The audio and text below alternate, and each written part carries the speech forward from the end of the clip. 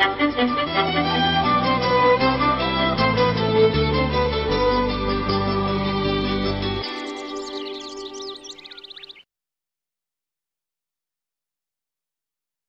সাহিত্যের হাস্য রসাত্মক লেখার অন্যতম স্রষ্টা শিবরাম চক্রবর্তী। 1903 সালের 13ই ডিসেম্বর মালদার চাঁচলে জন্মগ্রহণ করেন তিনি।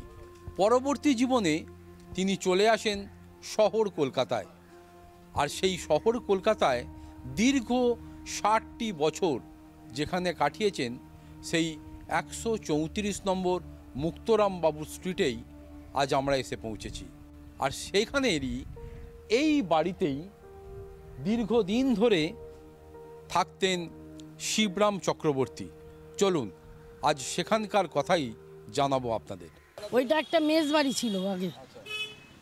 ছোটবেলাতে ঘরে যেতেন, ওনাকে দেখেছেন? বাবা প্রচুর দেখেছি, ওনার কাছে যেতাম, ওনার কাছে গিয়ে খাওয়া দাওয়া করতাম। উনি বেশিরভাগ সোয়াবিনের ছানা, দই, সন্দেশ এগুলো বানাতেন, ওগুলো আমাদের দিতেন। হ্যাঁ, লেখালেখি নিয়েই থাকতেন। আর হাঁটার পথেও দেখা হতো ওনার সঙ্গে। স্কুল থেকে আসতাম, উনি কলেজ স্ট্রিট দিয়ে আসতেন, ভুট্টা খেতে খেতে বলতেন, ভুট্টা খাবে মা? তাও অনেকবার দিয়েছে, খেয়েছি।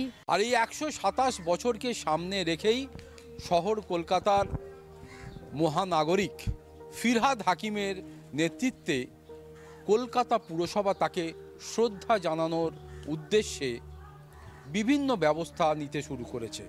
তার অন্যতম বিষয় হিসাবে মুক্তরাম বাবু স্ট্রিটের নাম বদলে শিবরাম চক্রবর্তীর নামকরণ হতে চলেছে।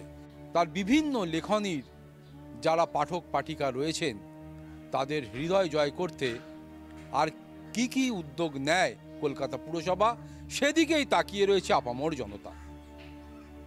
ক্যামেরায় মনোজেশের সঙ্গে দুর্গাদাস বন্দ্যোপাধ্যায়, কলকাতা টিভি।